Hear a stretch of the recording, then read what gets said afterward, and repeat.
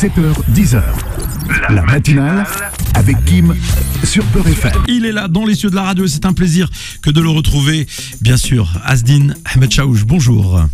Ravi de t'avoir avec nous et on est, comme tous les lundis, prêt à accueillir un invité. Bienvenue à tous donc dans le grand kawa, comme vous voulez.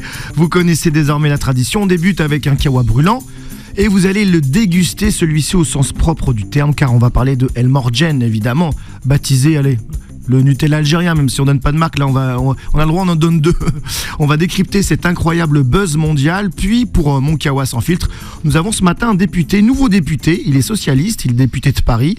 On lui a porté chance car il était venu nous voir juste avant son élection quand il était en campagne. Il était à l'époque premier adjoint à la mairie de Paris. Manuel Grégoire, bonjour, ça va ? Bonjour, ça va très bien. On vous a offert un café, ça va ? Ça va. Vous le prenez comment vous ? Il est chaud. Il est chaud. Sans sucre, noir, plutôt serré. Plutôt serré, on en a besoin actuellement. On va évidemment largement revenir sur la composition très droitière de notre nouveau gouvernement, peut-être le plus à droite de l'histoire de la 5e République. Mais avant tout donc, j'aimerais vous parler de ce pot de pâte à tartiner qui a enflammé les réseaux sociaux et surtout notre standard ici qui me l'a exposé jeudi. Au début, cette polémique, elle nous a bien fait marrer, mais en fait, je vais vous expliquer pourquoi c'est un sujet très sérieux, sujet à multiples résonances qui traduit de nombreux enjeux contemporains. Enjeux déjà économiques forts, puisque cette actu fait ressurgir le débat sur le protectionnisme européen. El Morgen devient le symbole d'une vieille Europe, bâtie sous le principe, on le rappelle, de la libre circulation des biens et des personnes, mais qui tente de protéger un de ses acteurs économiques, le groupe Ferrero, Nutella, en interdisant la commercialisation en France de ce produit algérien. La raison avancée par le ministère de l'Agriculture française, la pâte à tartiner ne respecte pas l'ensemble des conditions nécessaires pour exporter vers l'Union européenne des marchandises contenant des produits laitiers destinés à être consommés, c'est-à-dire le respect des exigences européennes en matière de santé animale et de sécurité alimentaire des aliments. C'est un peu hypocrite car El Morgen était commercialisé depuis longtemps en France et tant qu'elle ne gênait pas trop les concurrents, la santé animale et la sécurité sanitaire des aliments, l'Union européenne et la France s'en fichaient un petit peu. Et 2, laisser penser avec cette interdiction que son concurrent est meilleur pour la santé et l'environnement, ça reste à démontrer. 3, on peut aisément imaginer que si El Morgen avait été au pif américain, un petit coup de pression de la Maison-Blanche et on l'aurait retrouvé vite dans nos rayons. Enjeu sociétal, en France, évidemment, où se mêlent questions identitaires, de double origine, de fierté, ça, on connaît bien qui m'a la fierté. Un petit peu, oui. Et où, eh bien oui, évidemment, l'extrême droite s'est infiltrée, pointe déjà le bout de son nez. Et j'ai par exemple retrouvé cet article du site raciste Boulevard Voltaire. Franchement, c'est magnifique, c'est une pépite, accrochez-vous. Je vous assure, j'invente rien.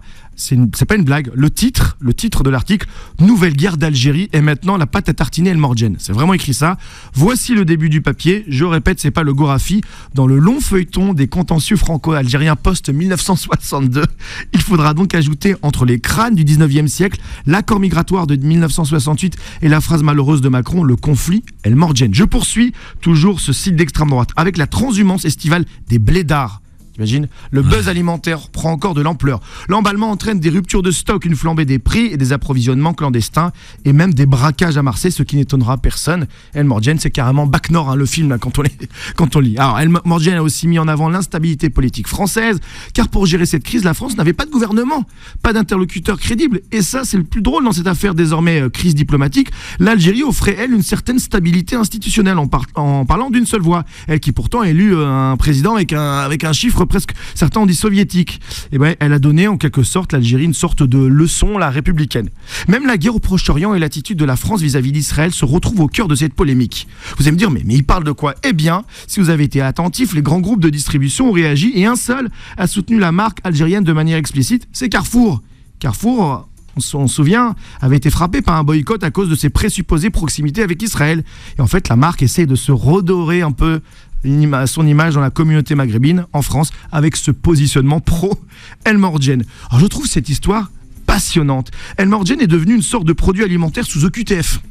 Symbole d'un pays, la France, qui va mal et d'un autre, son cousin éloigné, l'Algérie, qui commence peut-être à comprendre qu'elle dispose de talents qu'il faut soutenir pour créer des fleurons industriels. Et je donne une piste, moi, à la nouvelle ministre de l'Agriculture. Au lieu de s'entêter dans l'interdiction, pourquoi ne pas créer un partenariat ? Allez, je le lance, algéro-français. Permettre l'ouverture d'usines à Marseille et de créer de l'emploi. C'est pas une bonne idée, ça, pour réchauffer les relations entre Paris et Alger. Franchement, ce serait pas une bonne idée. Ce serait une très bonne idée. Alors justement, je me tourne vers mon invité, député Manuel Grégoire. Vous en pensez quoi, cette polémique ? C'est vrai que tout à l'heure, hors micro, on en parlait. dès qu'on parle de ça, il y a toujours un sourire que vous avez là. Pour ceux qui ne voient pas, on mettra la vidéo tout à l'heure, mais ça fait sourire. Mais derrière, il y a quand même, comme j'ai essayé de le démontrer, des enjeux quand même économiques et sociétaux. Oui, il y a des enjeux. D'abord, c'est amusant, la guerre des pâtes à tartiner. Oui. D'abord, rappeler que c'est un très bon produit qu'aiment tous les enfants et les adultes. Mais enfin, c'est un produit à consommer avec modération. Bien sûr, parce c'est que sucré. C'est quand même pas l'idéal sur le plan nutritionnel. Mais moi, d'abord, je suis très heureux qu'il y ait du succès pour une pâte à tartiner venant d'Algérie. Et je trouve que c'est aussi symptomatique de la richesse de notre pays, de sa culture. Je n'ai évidemment aucune compétence pour savoir si elle respecte ou non des normes. J'ai évidemment lu dans la presse que effectivement elle avait été interdite en 2022. Mais moi, je trouve très séduisante l'idée que vous émettez, c'est-à-dire que on pourrait imaginer que, en s'alignant bien sur les normes et permettant qu'elles soient commercialisées, qu'on ouvre une usine de production en France, en Europe. Je trouve ça très sympathique qu'il y ait des succès pour des produits. En Algérie, cette interdiction, elle est vue un peu comme soit de la jalousie, soit même un peu de racisme ou de sentiment un peu anti-algérien. C'est comme ça que c'est vu, ce qui est normal quand on connaît les relations entre la France et l'Algérie. Oui, rien ne me permet de le dire, mais je comprends qu'il soit très désagréable de le penser. D'ailleurs, je vous avoue que je ne me suis pas penché sur le sujet, mais j'irai regarder auprès de mes collègues spécialisés sur ces sujets d'import-export. Si ça ne respecte pas les normes, ça ne respecte pas les normes. En revanche, si le producteur se débrouille pour respecter les normes, eh bien, rien ne doit être fait. On était plus sympa avec l'huile de palme et Nutella. Oui, tout à fait. Alors d'ailleurs, vous savez, ça a fait l'objet d'éléments de normes, de législation qui ont évolué avec le temps pour mieux prendre en compte les enjeux environnementaux sur les productions importantes. Je ne crois pas que la production de masse de cette pâte à tartiner algérienne soit comparable à celle de ses principaux concurrents.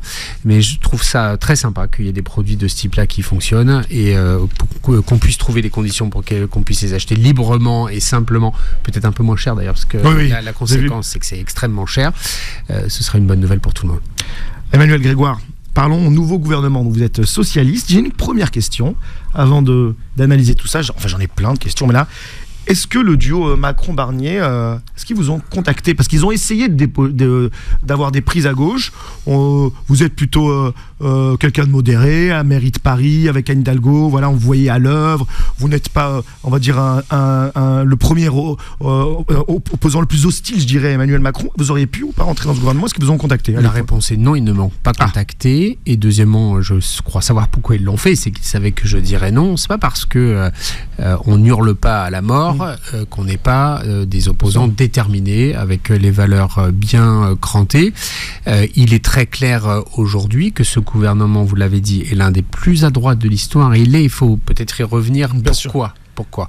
Et deuxièmement, dès lors, moi je suis dans l'opposition, mais la première remarque que je me fais ce matin, c'est que ce gouvernement n'est pas à l'image de ce qu'ont souhaité les Français lors des dernières législatives, et ça c'est un vrai problème très grave sur le plan démocratique. Oui, on a tendance à dire, ou je sais pas, c'est un peu l'expression que j'ai lue un peu dans la presse, la gauche et le PS et le NFP, vous êtes un peu les cocus de l'élection. Et ces électeurs, quand je dis vous... Oui, c'est surtout les électeurs. C'est nous, on n'est pas grand-chose en réalité, mais c'est derrière, quelle est la souveraineté populaire qui se dégage d'une élection? Il y a eu une dissolution, elle avait donc un sens politique, c'est qu'il y avait une forme de blocage, on sentait bien que la représentation nationale n'était plus à l'image de la société, et de nouvelles élections ont permis de faire émerger de nouveaux élus. Et la réalité, c'est que le gouvernement n'est pas à l'image de cette Assemblée nationale. Pourquoi? Parce que ce gouvernement est très à droite, il est même plus à droite d'ailleurs que les forces macronistes ne pourraient l'inspirer, mais pour une raison très simple, c'est que c'est un gouvernement qui passe son temps à faire des clins d'œil à l'extrême droite. Et il faut que les gens comprennent que ce gouvernement ne peut exister tel qu'il est que par la bienveillance active du Rassemblement national. Vous êtes presque sympa. Moi, je dirais presque, enfin, certains disent, il y a eu un pacte avec Marine Le Pen. Elle a quelque part presque validé. Elle a validé. Absolument, on peut parler de pacte de non-agression, c'est-à-dire que tant que Marine Le Pen sera contente, eh bien, elle laissera ce gouvernement travailler. Et ça, c'est contraire à ce qui est sorti des urnes, dans la mesure où, je le rappelle, même si nous n'avons pas gagné évidemment seuls, et la gauche n'est pas majoritaire à l'Assemblée nationale, c'est de loin le plus grand groupe, quand on cumule les 3 groupes issus des élections législatives qui avaient fait une coalition électorale. Il y aurait dû y avoir un gouvernement avec à sa tête un Premier ministre ou une Première ministre de gauche. En l'occurrence, nous défendions la candidature de Lucie Castet collectivement. Et vous connaissez bien, je connais très bien, mais le sujet des personnes est à mon avis assez secondaire, mais c'est quels sont les équilibres de force politique. Ça aurait dû être un gouvernement de gauche. Pourquoi ? Parce que c'est la force de gauche qui est arrivée en tête, c'est elle qui répondait à ce qu'on ressent comme être des aspirations principales, préoccupations principales des Françaises, le pouvoir d'achat, la question évidemment de la défense des services publics, de l'aménagement du territoire, la question de l'emploi, la question en particulier de la santé, de l'école pour les services de services publics de proximité. Et nous avons d'une certaine manière tout l'inverse, c'est-à-dire du macronisme aggravé, parce qu'il va chercher en permanence à avoir la bienveillance du Rassemblement national, qui, il faut le dire, sera désormais comptable de chaque décision que prendra le gouvernement. Alors, je suis avec mon invité Manuel Grégoire, député PS de Paris. On était en train de parler gouvernement, d'analyser les nouveaux membres du gouvernement. Allez, on va commencer par... j'en ai pris deux, trois, mais surtout, j'aimerais qu'on parle de... Alors, Laurence Garnier, c'est une LR, je crois que c'est secrétaire d'État à la consommation, je crois. Elle est membre de la Manif pour tous, anti-IVG. Alors elle, c'est vraiment l'exemple notoire de la droitisation. On le dit en souriant, mais c'est pas drôle. Son pédigré, il est pas très marrant. Hein. Non, c'est vrai qu'il y a des profils de droite très très durs, de droite conservatrice. Je pense que vraiment c'est la démonstration du clin d'œil très fort à l'extrême droite. On a plusieurs profils qui, ces dernières années, et encore très récemment, ont marqué leur opposition à des droits pourtant inscrits depuis longtemps dans nos référentiels en France. C'est préoccupant et c'est là aussi vraiment le pied de nez ou l'insulte fait aux électeurs. C'était pas l'enjeu central de l'élection de parler de ces sujets-là qui font plutôt consensus. Et donc oui, on a plusieurs profils très durs, que ce soit Bruno Retailleau, que ce soit Madame Garnier, sénatrice, etc. Que ce soit Nasrou aussi, on a plusieurs profils qui sont exprimés contre le mariage pour tous, contre les droits, contre la constitutionnalisation de l'IVG, contre l'interdiction des thérapies de conversion. C'est extrêmement préoccupant, qui prennent une place centrale. C'est clairement des propositions homophobes. Et c'est très surprenant et choquant qu'ils prennent une place aussi importante dans le gouvernement. Alors, l'une des stars de ce gouvernement, je mets des guillemets, c'est, vous l'avez évoqué, Bruno Retailleau, l'un des leaders les plus à droite. Hein. On l'a souvent associé à Éric Ciotti dans sa ligne chez les LR. Donc Bruno Retailleau est le nouveau ministre de l'Intérieur. Et est-ce qu'on peut craindre un nouveau débat sur l'immigration, l'identité nationale ? C'est un peu la crainte de certains. C'est certain, je pense que c'est certain. C'est une certitude pour 2 raisons. La première, c'est que c'est un combat de conviction pour monsieur Retailleau. Et donc je ne vois pas pourquoi il changerait en quelques heures. Et deuxièmement, parce que c'est là aussi l'un des signaux très forts envoyés au Rassemblement national. C'est très clairement un gouvernement qui va utiliser l'immigration comme épouvantail sur les thématiques sécuritaires, sur les thématiques identitaires. Et je trouve que c'est l'un des aspects les plus choquants de la séquence. C'est qu'on se retrouve finalement avec un gouvernement dont les 2 grands marqueurs, et ça se verra, je le pense, à la déclaration de politique générale, sont une politique libérale sur le plan économique dans lequel, sous l'argument de la réduction des déficits, on va encore une fois assister à des baisses de droits, en particulier pour les plus fragiles, et deuxièmement, l'utilisation ad nauseam de l'épouvantail de l'immigration pour expliquer tous les maux de notre pays. C'est évidemment pas du tout notre analyse à gauche, et je crois que c'est pas non plus l'analyse des résultats des élections législatives. Si je caricature bien, Emmanuel Macron a quand même préféré taper dans la main de Marine Le Pen que de Jean-Luc Mélenchon, parce que c'était ça un peu le dilemme, c'était soit il s'associe avec la gauche et il attend de Jean-Luc Mélenchon qu'il ne s'en surpasse le premier ou la première ministre, soit il choisit Marine Le Pen. Ça veut dire quelque chose quand même aujourd'hui, dans certains sondages, on dit que LFI fait plus peur que le RN, par exemple, qu'une partie de la gauche aujourd'hui fait plus peur que l'extrême droite. Il y a une partie fabriquée là-dedans. Qu'on se méfie de Jean-Luc Mélenchon, je peux le comprendre, mais Jean-Luc Mélenchon, il n'est pas député. Marine Le Pen, elle est députée. Donc en fait, il a tapé dans la main de Marine Le Pen plutôt que de discuter avec la gauche dans son ensemble, dans laquelle il n'y a pas Jean-Luc Mélenchon puisqu'il n'est pas député, mais dans lequel il y a 190 députés de gauche, insoumis certes, mais communistes, écologistes, socialistes, apparentés. Il a clairement fait le choix d'un deal stratégique avec le Rassemblement national plutôt qu'avec la gauche. Et ça, c'est notamment sur un sujet que ça s'est noué. Et d'une certaine manière, il sacrifie les valeurs pour sauver lui-même le récit qu'il veut faire de son propre mandat. La grande fracture entre la gauche et Emmanuel Macron, elle est liée aux inégalités. Elle est liée au fait qu'une politique depuis 7 ans a été menée à la faveur, ce qu'on résume par la politique de l'offre, mais elle a été faite en faveur des plus riches, avec l'idée que ça créerait de la dynamique, de la croissance, et que par ruissellement, les autres en profiteraient. Ce n'est pas vrai. On l'attend le ruissellement. Moi j'attends et ça ne marche pas. Ça ne marche pas. C'est-à-dire que les plus riches sont beaucoup plus riches, les plus pauvres sont beaucoup plus pauvres, et en attendant, il y a des déficits qui ont explosé, impuissantant, y compris la capacité de l'État à engager des mesures d'égalité ou des mesures de correction de ces déficits publics. Et pour ne pas renoncer, pour ne pas faire le diagnostic qu'il avait tort sur sa politique économique, il a sacrifié les valeurs en disant « Moi, je préfère maintenir ma politique économique, quitte à toper avec l'extrême droite sur le reste, plutôt que d'avouer que mon pari économique a perdu ». Et qu'aujourd'hui, le pays se retrouve dans une nasse sur le plan économique et social comme jamais dans son histoire. Il peut aller au bout de son mandat ou alors clairement la fin de son mandat, elle est en danger ou vous pensez qu'il va s'entêter ? D'abord, s'entêter, je ne sais pas. D'abord, le président de la République, rien ne peut le pousser à démissionner.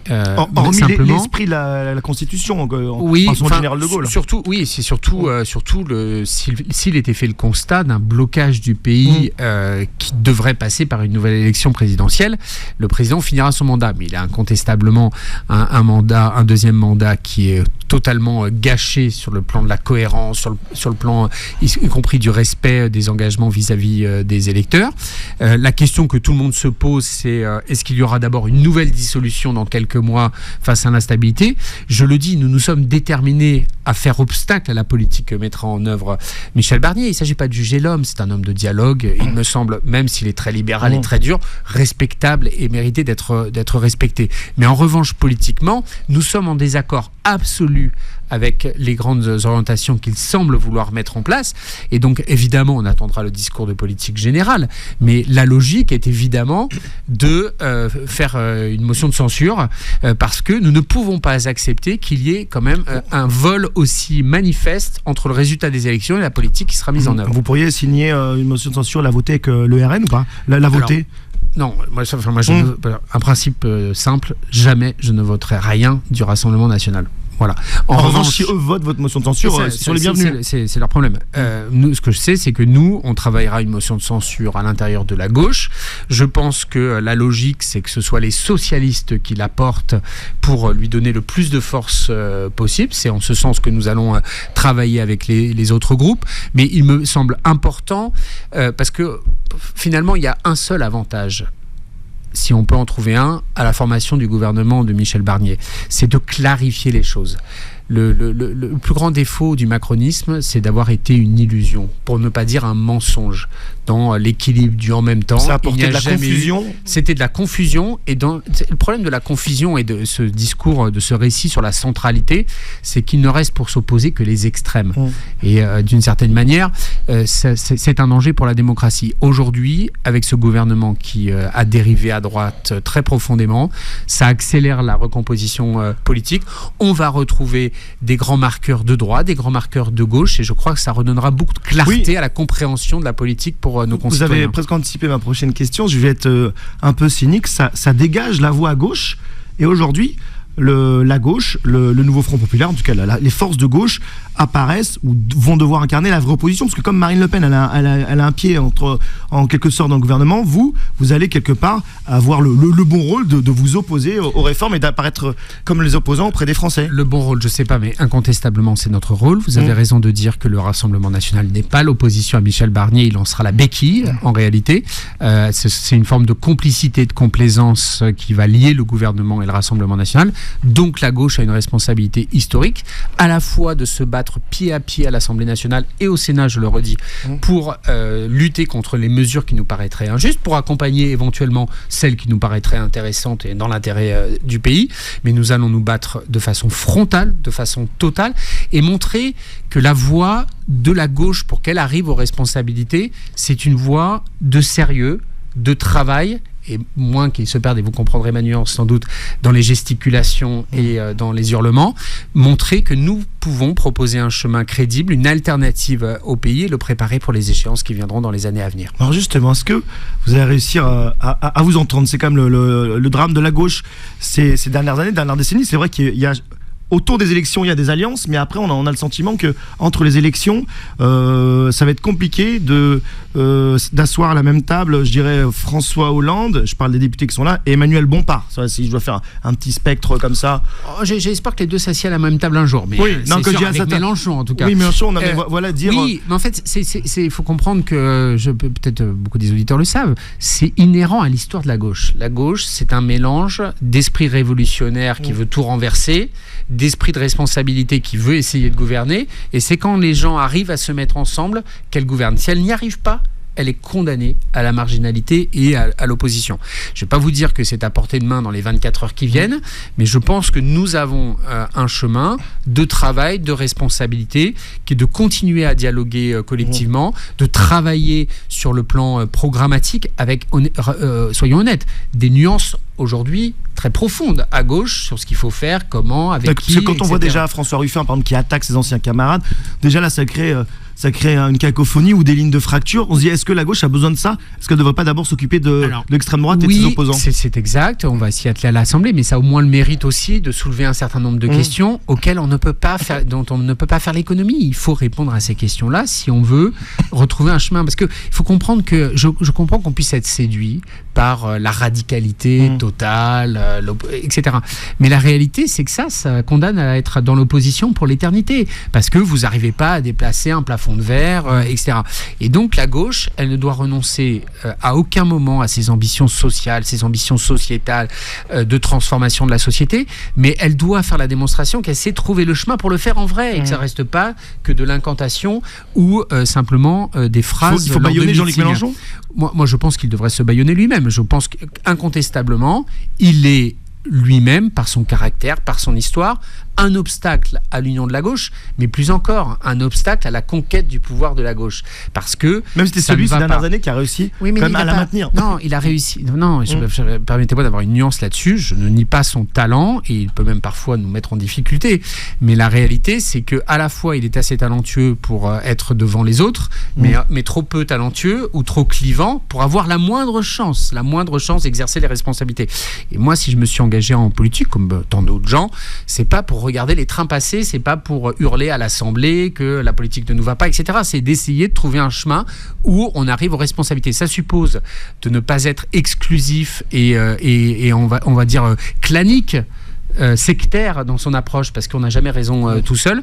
Ça suppose d'être ferme sur les valeurs, ça suppose de poser un chemin de méthode pour y parvenir.